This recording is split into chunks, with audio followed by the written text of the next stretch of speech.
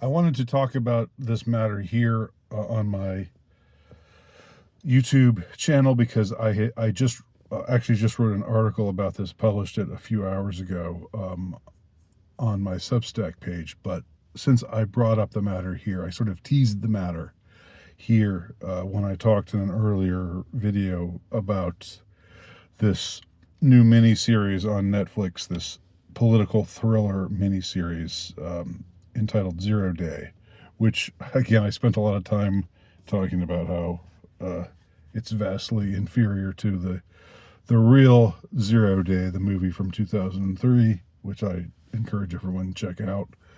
But I'm not going to dwell on that. Let's put that behind us, just for the sake of staying the course. What I found from watching 0 Day, because I was interested enough to see, okay, here we have Netflix again, just like Leave the World Behind was last year or a couple years ago, a year and a half ago, whenever it was. They had this it was this Netflix movie with all of these A-level movie stars in it, a very high budget, and it's about a cyber attack on America. This is Netflix. It's that particular movie was actually produced by the Obamas. So I don't know how much of a challenge you're going to get to the establishment, to the neoliberal establishment, the deep state, if you will, when you have the Obamas in charge of the whole thing. But Netflix itself is a big propaganda mill, largely speaking. That's not to say that nothing that's ever on posted there is any good. I am a pretty big fan of Stranger Things, and other stuff that's exclusively from Netflix. But I think when you see them put out a political thriller that's topical, and that touches on issues that are ripped from the headlines of today, I think it's safe to assume we're being propagandized. And so I was interested enough to watch this 6-part series called 0 Day to find out what the deal was. How they were pitching their propaganda in this case. And it is much more subtle than Leave the World Behind was. There you had the ineffectual white man whose wife is attracted to a black man, and all kinds of other, obviously, it's obvious what they're doing. There are these various woke tropes that they're throwing in our faces, but that's really not so much the case here with 0 Day. And this was something that was complained about in the article that I talked about. The Time magazine article actually complained about how, this 0 Day show is so even-handed. It's not taking shots at the right people, i.e. Trump and Trump supporters and people on the right and conspiracy theorists and whatnot. But the thing is, it is just in a much more subtle way. Now, let me explain and let me spoil what happens. And if you want to see it first, go ahead and see it first. But it's passably entertaining. I don't think it's worth talking about on the artistic level because it's not that good. But it's good enough. It was good enough for me to watch it all the way through and to be curious about where it was going to go ultimately. And where it ultimately goes is quite interesting. What happens in 0 Day is there's this cyber attack that's hugely destructive that leads to plane crashes and train crashes and people are offline So lots of things happen. Thousands die, and then afterwards, it seems that whoever was in charge of this cyber attack, that there's some message from them saying this will happen again. That's what posts on everybody's cell phones and computer screens after it ends.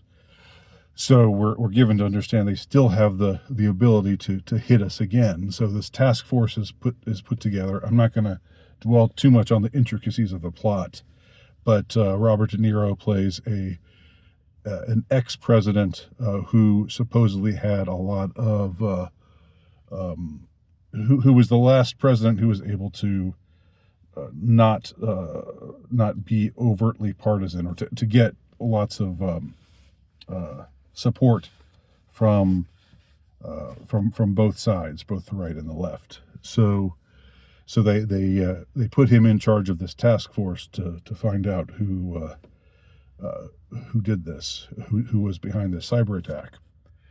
And things unfold slowly. The first thing is the first implication is that it came from Russia, and that would be the most expected thing to do, from Netflix, the Netflix propaganda machine, to blame Russia. But that turns out not to be true.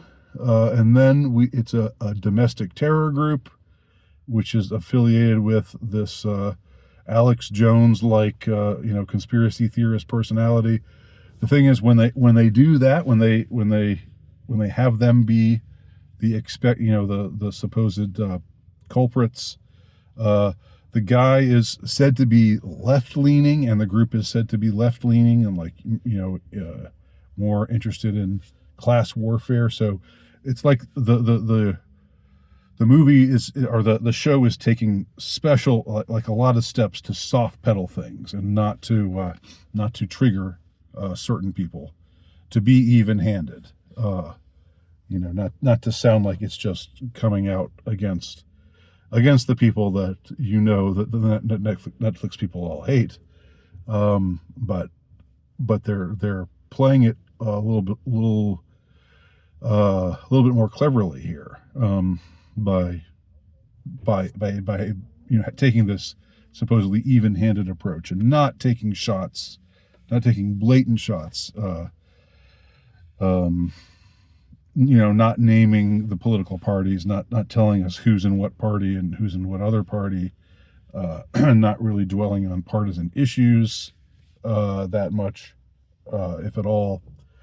But so anyway, it's thought to be, at first they think it's the Russians, then they think it's this domestic terror group, but then it's found out that this terror group was just sort of used for this event, and the real person behind it is this tech billionaire, and I don't know if they had in mind Elon Musk or somebody like that, but they make the tech billionaire into a woman. which is funny. It's sort of in some ways sort of woke casting, but it also achieves the effect of saying, oh no, we're not talking. They could have had someone just acting like Elon Musk, and being a stand-in for Elon Musk or something like that, but they didn't do that. So it turned out she was behind it because she had all these pending lawsuits with the government, and so this was just her and her cronies, wanting to exercise their power to show that they have control over the government, and so it seems like that's where it all is going to end. It's going to end with this tech billionaire. This tech billionairess being the one behind it all. But then the real kicker comes. We find out that this plot was actually hatched by a DC cabal. That is to say, it is an inside job. It is a false flag. The people who are really behind it are a bunch of U.S. senators and and groups affiliated with these U.S. senators, people, these D.C. insiders, and the main one is the I think the majority leader of the Senate, who's played by Matthew Modine. He turns out to be the like sort of the highest on the totem poles of this conspiracy, of the ones who orchestrated this. And it turns out they orchestrated this terror attack because they thought there was too much divisiveness and too much misinformation, and they were worried that the nation wasn't going to last much longer, and so the nation needed some event to bring us all together, kind of like the 9/11 attacks, and so that was the idea behind why they did it. So this is really interesting. You have this Netflix propaganda mill, this Netflix propaganda machine, millions and tens of millions and hundreds of millions of dollars, top dollar entertainment, to put out something that is obviously attempting to propagandize the viewership, but yet the ultimate villains are a deep state cabal, which is wild. What are they going for there? I was wondering about that, but then, what I realized was that, well, I don't know if if I realized anything particular. There's a multiplicity of things that it made me think. One was, of course, the notion of revelation of the method. This establishmentarian entertainment propaganda venue, basically saying, that's what we're like. That's the stuff we do. And that does, the revelation of the method is a thing. It does happen. This is revelation of the method on a pretty significant scale. So that's interesting, and that seems significant. But I think also what the show is meant to make us feel is that the divisiveness and the quote unquote misinformation and the quote unquote conspiracy theories and everything like that are tearing our country apart. And so the DC cabal that was in charge of this false flag cyber attack, they were correct in their analysis of America. They were just wrong in what they chose to do to try to change it.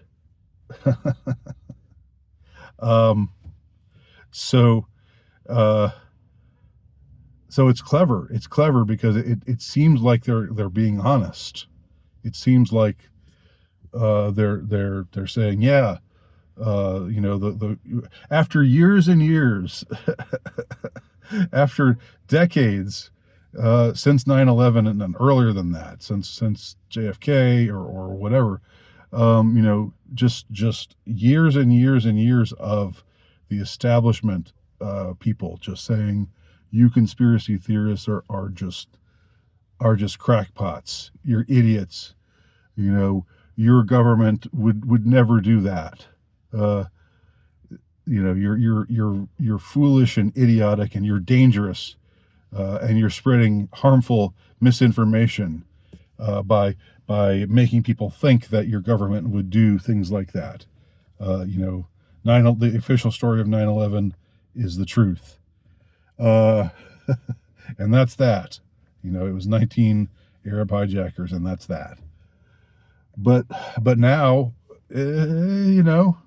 this sort of this curveball, and I was saying it's like an interesting propagandistic gambit, because the indirect message is, we've got too many people like these, this conspiracy theorist guy and this domestic terror group, and which we're disguising. We're making them left wing, even though the people we really have in mind, we think of them as all as neo-Nazis and stuff. They're the really dangerous ones, but we're gonna soft pedal things here. Again, it's sort of I'll give them something. It's a clever way to try to push this message across in a subtle way to do it. So yeah, that's what ultimately happens in Zero Day, the new Netflix series Zero Day, not to be confused with the real Zero Day from 2003. But I was just as a sort of epilogue to my thoughts here, I was thinking about how I'd commented before about a show called The Diplomat, starring Kerry Russell, who played Felicity in the late 90s. Gen Xers would know about that show. If you had a girlfriend or a wife in the late 90s, she probably watched Felicity. Anyway, the show The Diplomat, also at the end of its second season, had an attack, a terrorist attack on a British cargo ship. It turns out that it was put in motion by the Vice President of the United States. And in this on the show, the Diplomat, the Vice President sort of tries to say, well, it had to happen because if we didn't do this, if we didn't make this false flag attack happen, then all of these dominoes would have fallen and we would have lost our foothold in the geopolitical chess match against China and Russia, and that would have put everything in peril. That would have put democracy in peril. So it was necessary that we do this false flag in order to prevent that from happening. And in the show, it's like they make it so that it seems like she did the right thing by the vice president who was in charge of this false flag attack. She did the right thing because the end justifies the means. Ultimately it puts America in a better position, and America is still the good nation in the world, and it's the whole neoliberal doctrine of and neocon doctrine of America, invading the world to save the world and spread neoliberal ideology everywhere. So we have this trend. I think it's just two features, but we have this trend where in both of these shows, in both The Diplomat, starring Kerry Russell, and Zero Day, starring Robert De Niro and Matthew Modine, we have a twist in which the perpetrators of the event turn out to be insiders from Washington, D.C., either powerful senators or somebody in the White House, the vice president herself. And that's pretty wild that that this is what they're going with now. And on some level it's revelation of the method, but I don't know, it may be in some way trying to get us. This is just a guess. I'll end on this point because I've already talked a little longer than I wanted to. Maybe they know that we're about to have some revelations. We're about to know some things that show that the official story has not proven to be true. I don't know. I mean, you know, I still have my doubts about whether we'll actually find anything out about JFK, RFK, and MLK and assassinations, or any of the other stuff that, you know, the sealed records that are supposedly being prepped to be released right now. But maybe with these kinds of revelations coming, maybe the deep state people want to maneuver things, want to pivot, you know, a little bit, and try to make us see, well, yeah, we do these kinds of things, but we have to do these kinds of things, and maybe it was bad, but the outcome, if we hadn't done this, would have been even worse. So sort of trying to get us to take this Machiavellian kind of take their, not just any Machiavellian stance, but take their stance, their Machiavellian perspective, without them directly saying it. That's just an idea. So, interested in what anybody else thinks, let me know in your comments below, and also read my article on my Substack page, and also subscribe to my Substack page if you haven't yet. Thanks for watching.